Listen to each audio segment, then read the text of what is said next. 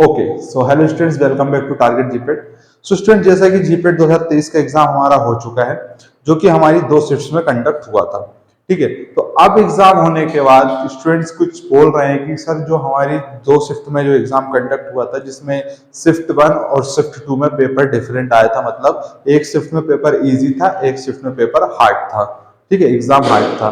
मतलब कुछ लोगों का कहना है कि सर शिफ्ट 1 का जो पेपर था वो कंपेरेटिव इजी था शिफ्ट 2 के। ठीक है ना, शिफ्ट 2 का पेपर थोड़ा हार्ड था। मैं ये अपने वैसे नहीं बोल रहा हूँ, स्टूडेंट की थ्योरी के ऊपर से बात कर रहा हूँ। उनको ऐसा लगता है कि शिफ्ट 2 का जो पेपर था वो थोड़ा डिफिकल्ट था कंपेयर टू शिफ्ट 1 की। तो अब उनके मन में ये डाउट आ रहा है कि सर जो शिफ्ट 1 का पेपर था, जिसमें जो कि इजी था, उसमें जो है स्टूडेंट्स जो कि अच्छे मार्क्स ले आएंगे, मान के चलिए उनके मार्क्स ज्यादा आएंगे, तो जो शिफ्ट 2 वाले हैं जिनके मार्क्स कम रह जाएंगे, तो फिर उन लोगों के साथ तो नाइंसाफी हो जाएगी। ठीक है, जो इजी वाले सारे क्वालिफाइड कर जाएंगे और जो जिनका पेपर टफ था वो लोग क्वालिफाइड नहीं कर पाएंगे। तो इस तरीके से तो पार्शियलिटी हो जाएगी।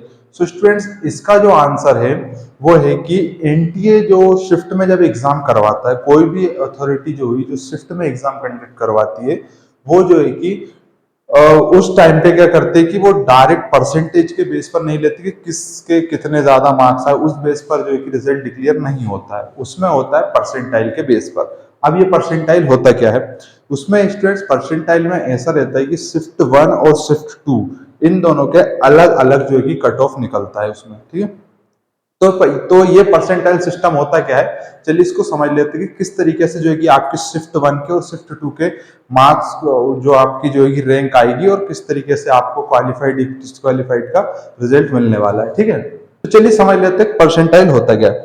तो स्टूडेंट्स मान लीजिए कि हमारी जो शिफ्ट 1 थी, इसको हम बहुत इजी वे में समझेंगे, शिफ्ट 1, और ये हो गई हमारी शिफ्ट 2। ठीक है, शिफ्ट 1 का जो पेपर कंपेरेटिवली, जैसा कि स्टूडेंट्स बता रहे हैं कि सर वो पेपर जो था हमारा इजी था, तो इसको हम थोड़ा मान लेते हैं कि इसका एग्जाम इजी था एग्जाम, और इसका थोड़ा हमारा टफ था। ठीक है, अब तो अब इसमें फॉर एग्जाम्पल मान लेते हैं कि शिफ्ट 1 में हमारे टोटल 10 बच्चे अपेयर हुए। ठीक है, 10 मान लेते हैं हम, कितने हुए, 10, A B C D E, 5 मान के चलते, 10 ज्यादा जाएगा। ठीक है, ये 5 बच्चे हुए। इधर शिफ्ट 2 में हमारे 5 बच्चे हुए, एफ जी एच आई और जे। ठीक है, अब इसमें रिजल्ट की अगर बात करें, तो जैसा कि आपको पता है कि ये थोड़ा इजी पेपर आया था, तो इसमें जो होगा कि ये सभी बच्चों के लिए ये पेपर इजी रहा होगा, और इसमें जो है कि मार्क्स बच्चों के 500 में से मान के चलिए इसमें हाईएस्ट मार्क्स हमारे 350 आए। ठीक है, सबसे हाईएस्ट जो टॉपर बंदा था उसके 350 मार्क्स आए।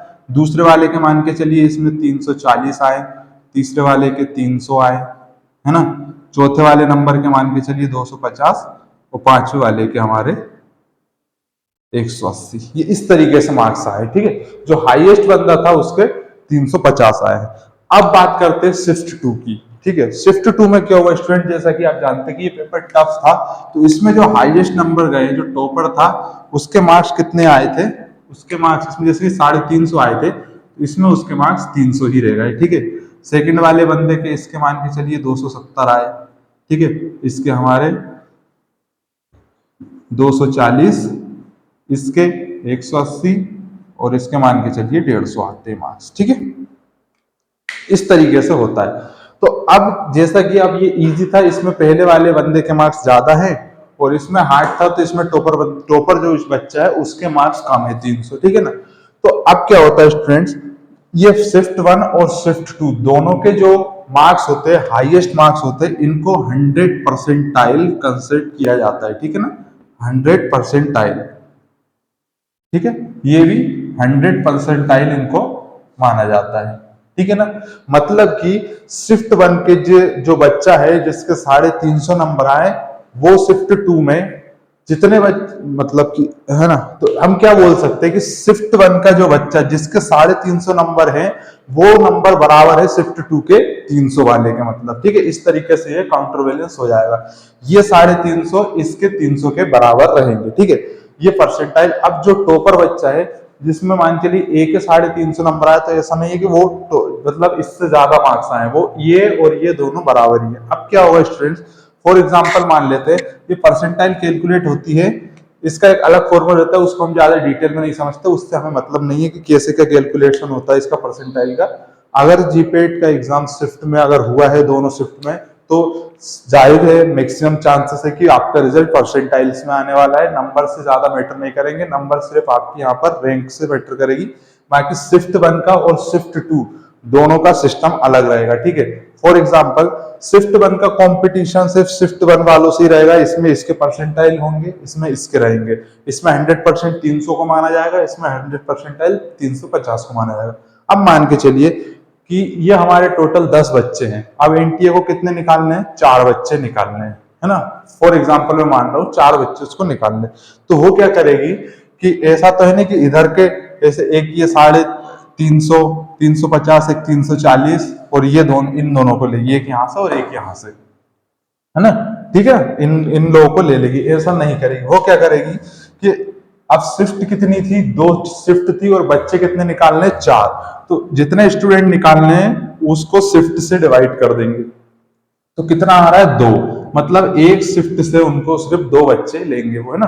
तो यहां से 1 और 2, 1 और 2, तो ये जो 4 बच्चे निकल के आएंगे ए बी एफ और जी, ये ठीक है, ये बच्चे क्वालिफाइड करेंगे। अब आप बोलेंगे कि सर यहां पर मेरे 300 मार्क्स थे, मैं क्वालिफाइड नहीं कर पाया, लेकिन यहाँ पर 300 वाला था वो क्वालिफाइड कर गया, इवन 270 वाला क्वालिफाइड कर गया, हाउ इट इज पॉसिबल, ठीक है। तो ये स्टूडेंट्स, ये आप जिस शिफ्ट में थे जहां पर आपके 300 मार्क्स आए थे, वो शिफ्ट इजी थी, वो हम नहीं बोल रहे, वो तो जब रिजल्ट आएगा ना, जब वहां पर देखेंगे कि हाईएस्ट बच्चे के कितने का, ऐसा भी हो सकता है कि हो सकता है शिफ्ट 2 में ये इजी हो जाए, यहाँ पर बच्चे 350 लेकर आ जाए और यहाँ पर 300 ही रह जाए हाईएस्ट, तो ये हमने वो तो रिजल्ट आने के बाद ही पता चलेगा।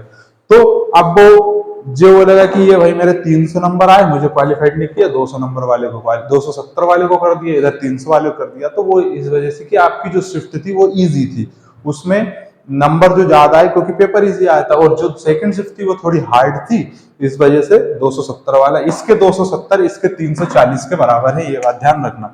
ये 350 300 के बराबर, इसके 270 340 के बराबर है मार्क्स, ठीक है।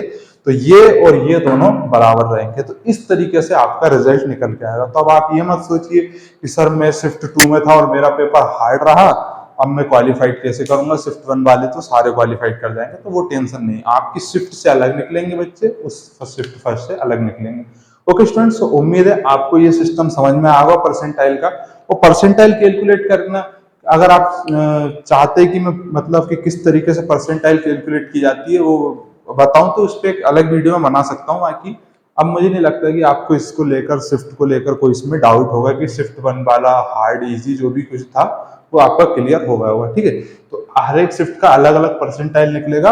अब ये लोग क्राइटेरिया रख देते हैं बाद में कि मान के चलिए ये 100% है और ये 98%, 98%। अब ये क्या रखेंगे वहां पर मार्क्स, मुझे यहां तक उम्मीद है कि एनटी इस बार मार्क्स ने इस बार परसेंटाइल रखेगा कि 98% और 98% से अब वाले स्टूडेंट क्वालिफाइड हैं, क्योंकि उनको लेना चाह रहे, और यहाँ पर आकर 98% पे आकर 98 परसेंटाइल पर आकर ही आपके जो है कि 4 बच्चे कंप्लीट हो गए, तो वो उतना कट ऑफ रख देगा कि 98 या उससे अब वाले जो भी रहेंगे वो क्वालिफाइड रहेंगे, ठीक है। मैं नहीं बोलूंगा 98% को रिजल्ट कुछ भी हो सकता है, मैं फॉर एग्जांपल बता रहा हूँ, क्योंकि अब शिफ्ट ए का 98% अलग होगा, अलग मार्क्स पे होगा, शिफ्ट बी का जो सेकंड शिफ्ट है उसका 98% अलग मार्क्स पे होगा, ठीक है। तो इस तरह से होने वाला है, ठीक है ना। तो इस तरीके से अगर ये शिफ्ट में हुआ तो पेपर रिजल्ट इसी तरह से आने वाला है। ओके स्टूडेंट्स, सो उम्मीद है क्लियर होगा आपको। Thank you so much for watching this video up to very end. मिलते हैं अगली वीडियो में।